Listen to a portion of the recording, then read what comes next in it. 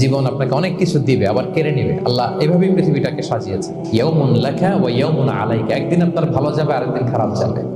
ওয়া তিলকাল আইয়ামু নুদাবিলুহা বাইনান নাস, আল্লাহ বলেন যুগটাকে আমি ঘুরিয়ে ফিরিয়ে মানুষের সামনে এভাবেই আনি। This is the routine work of this দুনিয়া। দুনিয়ার রুটিন ওয়ার্ক এইটা। আজকে ভালো, কালকেও যে ভালো যাবে এমনটা নয়, কালকে খারাপ যাবে।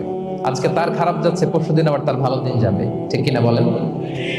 অন্য এক সূরায় আল্লাহ তাআলা বলেছেন ফাইন্না মাআল উসরি ইউসরা, নিশ্চয়ই কষ্টের সাথে আছে স্বস্তি। আজীবন মানুষ কষ্টে থাকে না, দুঃখের পরে থাকে সুখ, দুঃখের পরে কি থাকে? সুখ থাকে। এজন্য উদ্বিগ্ন হওয়া যাবে না। বিষ্ণু ইসলামের জীবনী থেকে আমরা এটাই শিখি, উদ্বিগ্ন হওয়া যাবে না। তিনি বলতেন ওয়া আলাম আন্নামা আসাবাকা লাম ইয়াকুন লিয়ুখতিআক ওয়া মা আখতাআকা লাম ইয়াকুন লিয়ুসিবাক রুফিআতিল আকলাম ওয়া জাফফাতিস সুহুফ। ওনার কাজিন আব্দুল্লাহকে ডেকে বললেন, আব্দুল্লাহ, যেটা তুমি পাওয়ার সেটা তুমিই পাবা, কোনোদিন মিস হবে না। এটা তোমার, যেটা তোমার